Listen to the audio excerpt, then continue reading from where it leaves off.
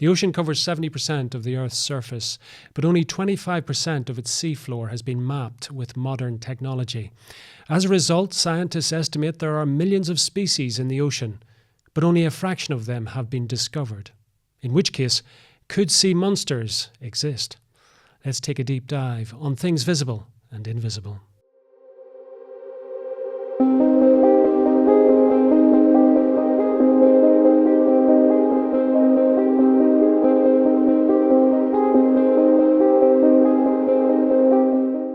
Max, the last time we spoke, you gave us some very, very interesting examples of strange phenomena, shall we say, that is in the oceans around the United States and indeed in some of the freshwater lakes.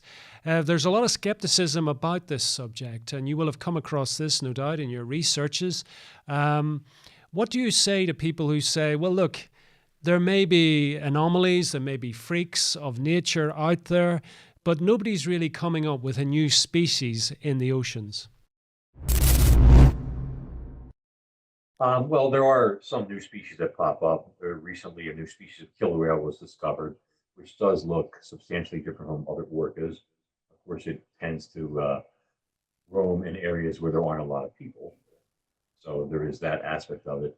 But by and large, a lot of animals that are out there are rarely seen. I mean, I've been out on boats hundreds of times, and I can only recall seeing whales once or twice. Mm-hmm. You know, that sea turtle I told you about, the dead one, that one. So I think you have to be in a specific area and closer to shore. There are much fewer animals like that. And we look at the giant squid, which could be 60, maybe even 100 feet in length, but it wasn't discovered until last century or two. Mm-hmm. Then you have it depends on the animal. If you're talking about marine animals, for example, that breathe water, then seeing them would be a rarity in and of itself. Now, how many times have you been at the beach, seen a whale shark, a basking shark, or a sperm whale? See, these are larger animals that are going to be further offshore. Then you have other animals that, for example, if they're reptiles, they may ingest stomach stones, gastroliths, like crocodiles do, like plesiosaurs and such did, ichthyosaurs. And an animal like that, like if somebody goes hunting for a crocodile and they shoot a crocodile, they want to shoot it on the land because in the water it will sink and it's gone. The same thing could happen to a lot of there are large marine reptiles out there, like that giant turtle. What do you make of some of the more famous examples of this kind of strange phenomena in lakes and so forth? Obviously, in this country, we have Loch Ness and the Loch Ness Monster. But in the United States, I know as well, you have a number of lakes that are inhabited by something, and also places like Japan. So it seems to be a worldwide phenomena. I mean, have you studied this, and do you have any conclusions about it? I've studied a little bit. I think a lot of it is that there are at times very large fish, for example, that people don't know are there. And if you go into a lake, like I think Iliamna is where this is believed to have happened. And I mean, I've never fished Iliamna, but I have fished Cook Inlet right near it. If you have a sturgeon in there that's 12 or 15 feet long, that's going to really stand out for somebody. If they hook it and they get smoked, meaning it takes all their line and breaks off, they'll be like, what the heck was that? Well, they look on their sonar and they see something as big as their boat passing underneath. Heck was that? And you see this thing back break the surface. What was that? So they don't normally stand around and say, "Here I am, you know, look at me," and wave like a dolphin, trained dolphin does. So I think a lot of times it's very, very large examples of fish, or it could be something else, like seals or sea lions that make their way in there and they're swimming around and then they go back out to sea, and things like that. But it's nice to think that obviously we like to have everybody like to have their own lake monster, so or their own monster under the bed or something like that. You know? So, but there are things out there. And I know a lake in Jersey that I'm positive somebody released some tropical fish in there, and this lake is 12 feet deep, electric only lake. And I found a shad floating on the surface that was like this big and had a bite like 5 inches across taken out of it. And the bite matches that of a snakehead, but it would be a snakehead that weighed maybe 70 or 80 pounds. And that suggests that snakeheads, which can get that big, will release into that lake, which creates a bit of a legend all of its own. My father and I were there fishing. We saw these two disturbances beneath the surface moving together like this, 6 feet or 7 feet apart, moving like this, and like this, and this. We thought they were two really big fish. And I realized eventually, he said, what if that was two parts of the same animal? What apparently it was, or it suggests it was a giant freshwater stingray, Wow. which do get 7 feet across or more, who weigh 700 pounds. And probably the same guy who released those snakehead in there had a stingray, and he put it in there too. He figured, I'm helping these pets out so they don't die. And they set up shop, and now they live there. So, In all your researches, Max, is it the case that the more you delve into this, the more you research it, the more you speak to people who have these experiences and some of your own experiences, which you recounted on our previous episode, is it a case that the more you know, the less you know, in a sense, about what's under the surface of the water? well, I think that it's a matter of really need to know a body of water first to be familiar with it, the ins and outs, the topography of the everything, the lake bed, we call it, seabed. Everybody knows the ocean, and only 5% has been thoroughly mapped in detail, and that's just the bottom. What about the average of 11,000 feet above that? What's swimming through there? Yeah. So we'll never know everything. We're not God per se, but if we get lucky, we may be able to document some things out there and discover a new species. What's the, of all your researches, what was the thing that sort of still lingers in your mind? The thing that you really would like to either encounter, discover? What was the thing that stays with you, the most enigmatic of all your researches? Oh gosh, I've researched so much, including into prehistoric life, but recently I have a blog post that just came out, and there is a photo on there of sadly, a large dead white shark. Hmm. And when you look at the shark, it always struck me as odd when I studied this photo. This photo was decades old. The shark was, I believe, like around 4.5 meters, maybe 14 or 15 feet long, something like that. His teeth look a little odd. I started studying in detail the positioning of certain teeth, and most importantly, though, the primary teeth in the upper jaw, here, like these four in the center. White sharks do the traditional fork and knife technique when they eat. You've probably seen footage of a great white at the surface biting, and its lips will peel back, like it kind of looks like really gross, like oh, and then the jaw will come out like this. So what happens is the lower jaw has these spiky teeth like points, like spikes, and that'll impale the prey item. And then the upper jaw will go up, hyperextend as the lips peel back, come out forward, and then crunch down. The bite actually comes from the upper jaw, not the lower jaw. So the upper maxillary or primary teeth there, these four up here, are the ones that do all the damage. Carve out a big chunk. This shark, this shows you here, this is a regular great white shark's tooth. Wow. Okay. And this here is the labial side, that means the outer side, which will be facing us, upper jaw here. So this, you see how nice and flat this is? Yeah. This is a very large white shark tooth. This shark would be easily 20 feet long. So the shark on my blog post there has what you call a buccal ridge. Instead of this being flat all across, there's a column, almost like my finger, going down the length of it. And this column makes the tooth much thicker in that section. So it's reinforced like a girder. And this shark appears to have upper jaw teeth that are designed to bite through much harder prey, like sea turtles, something with a lot of bone. So when I was researching it, ended up delving into prehistoric shark teeth. And there was a prehistoric species of shark called Carcharodon cobelli, which is the ancestor of the great white. And it and some early prehistoric great white sharks have, some of them, this buccal ridge, this column of thick enamel in the center of the crown. The modern white sharks don't have it. And I've spoken to an elasmobranchiologist I know about this. So the image on there I'm sorry, suggests that the shark is either one of two things. It's either a genetic throwback, which has characteristics of teeth from millions of years ago, or is a surviving example of either Carcharodon habeli or the prehistoric version of today's great white, one or the other.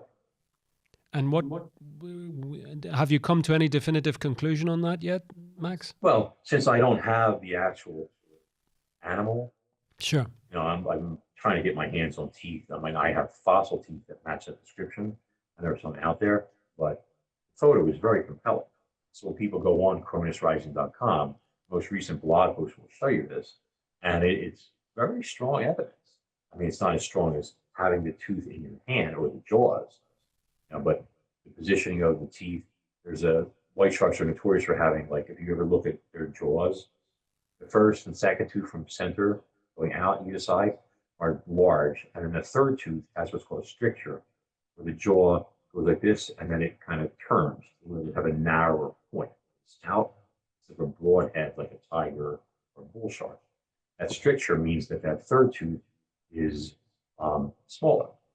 In this animal, the tooth is not significantly smaller, and also doesn't point inward like the white sharks would point outward. So again, there are multiple characteristics in this photo, which is a pretty good photo, that suggests that this shark, this dead shark, was a type of great white that hasn't been around for millions of years, or is actually not noticed, let's say, because people don't see them. There are a few of them, and it looks just like any other great white, unless you're in its mouth. And obviously, nobody wants to be in a great white shark's mouth. So, I mean, it is a very interesting blog post which I looked at earlier, and the photographs are extremely interesting. However, how old are those photographs, Max? Do you have any idea? I'm sorry, what is the what? How old are the photographs? Are they relatively recent or? Oh no, I would estimate this photo is about 30 years old. 30 years old. So, yeah, it would be pre-2000, where shark hunting, shark fishing, that type of stuff, because it's dead on the dock set. Yeah. But I mean, the odds of them still being around, the prehistoric great white, I think, was supposed to die out like 3.5 million years ago, or something like that. And Carcharodon habeli even before that.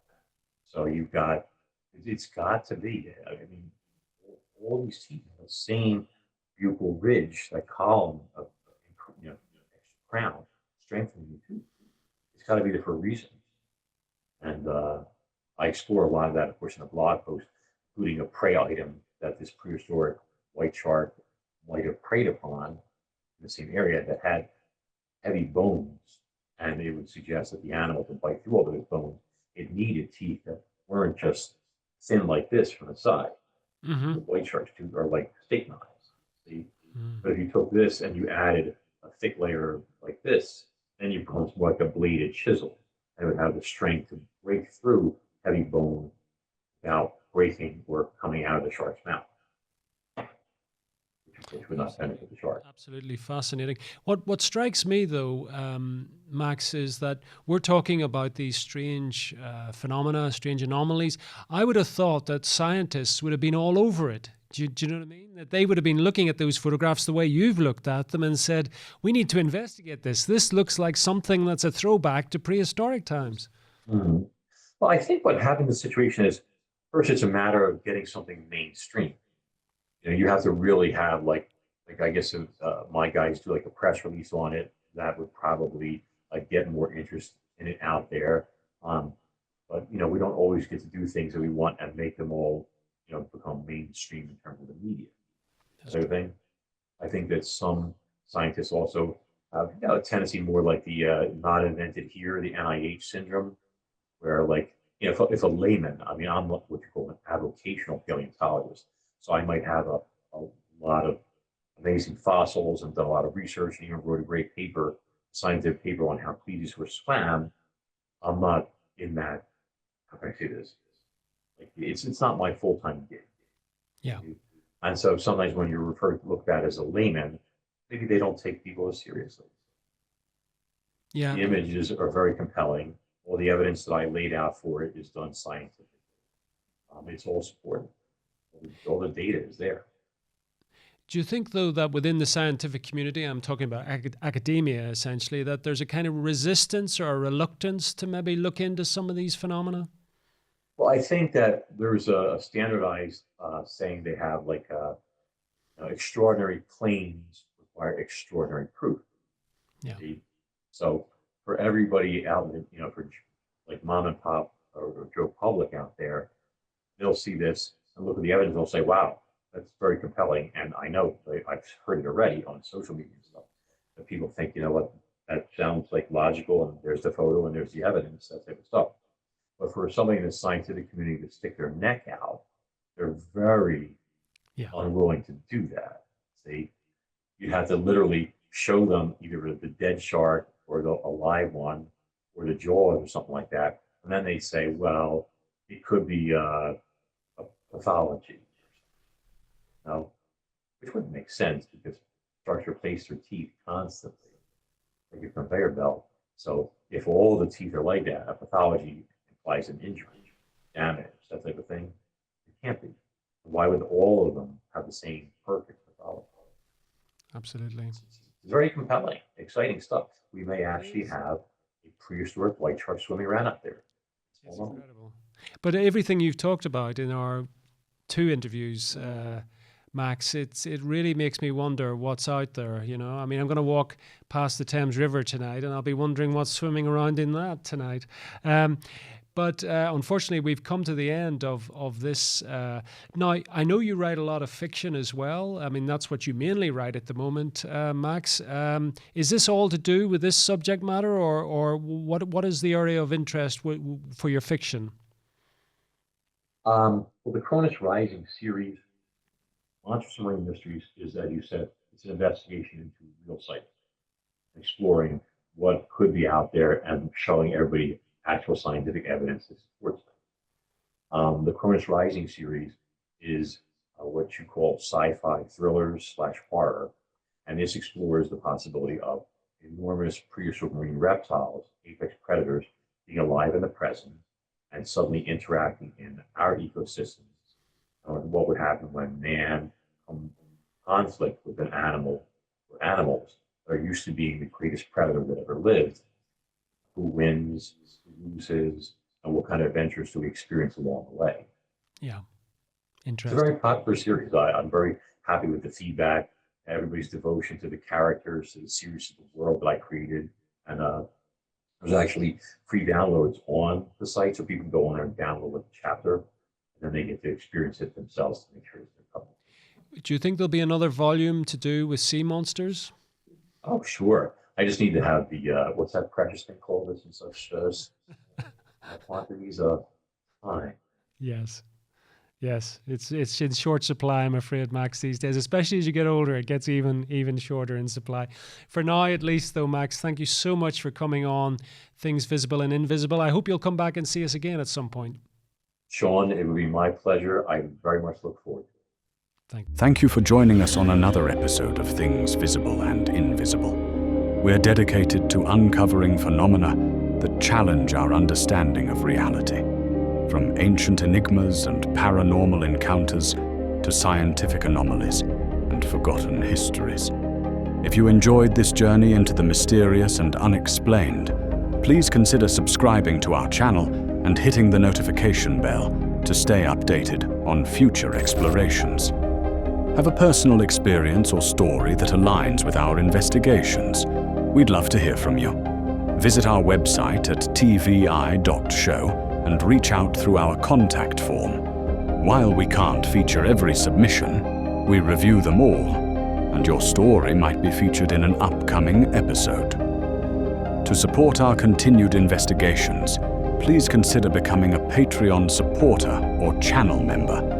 Your contributions make these explorations possible and give you access to exclusive content, early releases, and monthly behind-the-scenes discussions with our team. Don't forget to check out our merch store. We've got everything from TVI branded t-shirts and hoodies to stickers and coffee mugs, perfect for showing your support while keeping the mysteries close. Thank you for watching, and we'll see you next time as we continue to explore the things visible and invisible.